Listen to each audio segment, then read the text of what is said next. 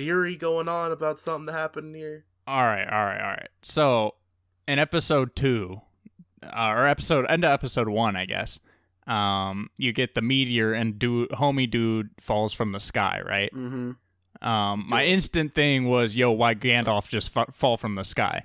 He did look like Gandalf. So, I kind of went down a rabbit hole of really using 100% capacity of my brain to try to figure out who that was.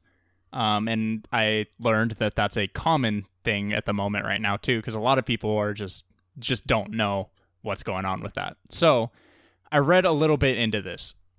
There's a bunch of theories going on right now. And feel free to skip my nerdy, 10-minute rant about this shit. So the most common theory is that people think it's Sauron in disguise because he's in hiding. And they think he basically shapeshifted into human form, which apparently he was able to do in the books and shit. Okay. Is the idea going to be that he missed the Southlands, which is where he's trying to go? Possibly. I didn't read too much into it. I just kind of read the theories because I don't want to spoil anything. I want to have my own, Okay. But I don't want it to affect what I predicted, I guess. Okay. Teacher, I got a question. Yeah.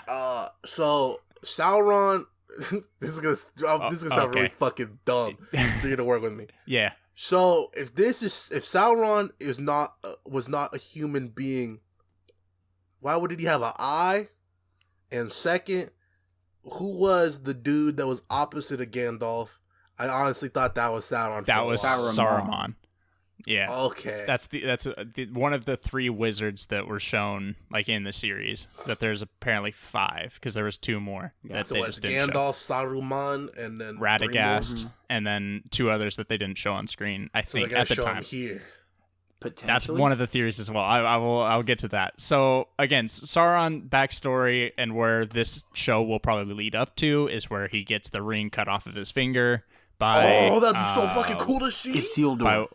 Isildur, yeah. Was a beast. Who we've met on the boat, which I think is going to be sick, dude. What? No, yes, Isildur is the son of the captain. Yes, and he was. We got 5 minutes maybe of Isildur in the 3rd episode. Mm-hmm. I just saw that they went, "Oh, that's Isildur." I was like, "Damn, dude," because that's fucking Aragorn's fucking 40th ancestor or some shit. Yeah, because he eventually becomes king, mm-hmm. and I don't know where that's gonna go. Because I want to see his rise to kingdom. If he's the son of a dude driving a boat, shit, man. Yeah, that's obviously not the king. See, now they're winning me over, bro. This is what I'm thinking. The more I kind of, went into it, that's why I'm trying to explain, because I'm like, damn, might actually be really cool. Fuck the rest of the plots, bro. Get to Isildur. What the hell? I know, dude. I loved playing as him in the 2 Towers video game. Because you got Isildur and fucking what's his face, Elrond, who basically duoed Sauron in the very beginning of the first Lord of the Rings movie for the backstory of why he didn't throw it in the volcano, blah blah blah. Then he was corrupt by the power, killed by some orcs. Ring got lost. Smeagol found it. Blah blah blah. Anyway, I'm really curious to see where they go with that. But back to the Sauron plotline. So yeah, he gets his finger cut off, dies, whatever. Somehow reincarnates into that statue with the eye.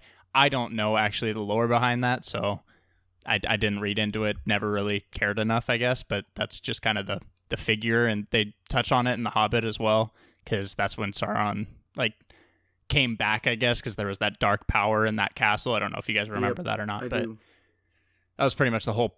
Well, not the whole point, but the whole subplot of that movie. Okay. I personally do not think it'll be a bad guy. The dude who fell down from fucking heaven. Okay. I think it's going to be a good dude, but the other theory on why he's a bad guy, they think he's going to be some sort of pre-form of a Balrog, which is the dude that Gandalf fought in the bridge, in the mines.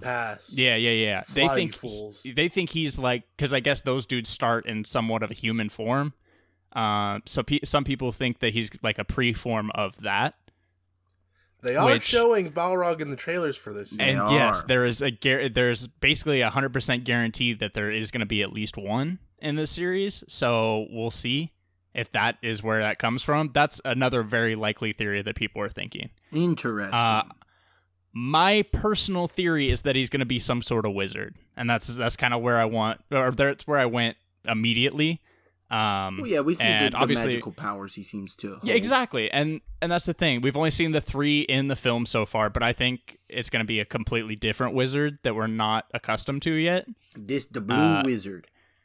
Yes, that's what I think. It's going to be one of the blue wizards. I think those are the two that we blue haven't wizards? seen yet.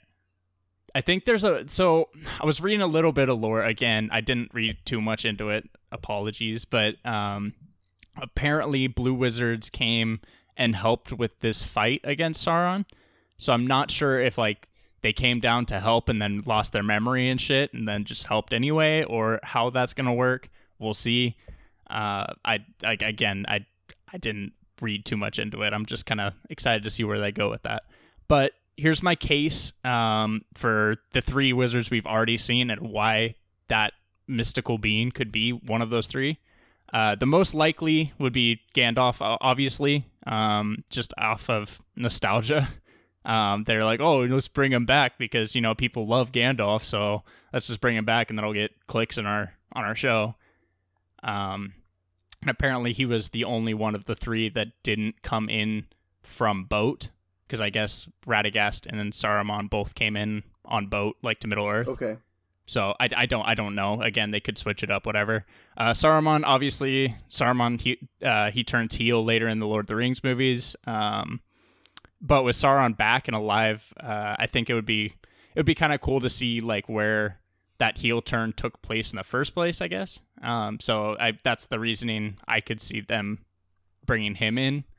And then Radagast, I could see just basically purely for like his healing powers of like the forest and shit. Because like you can see the stranger dude, like he's kind of one with nature at the moment.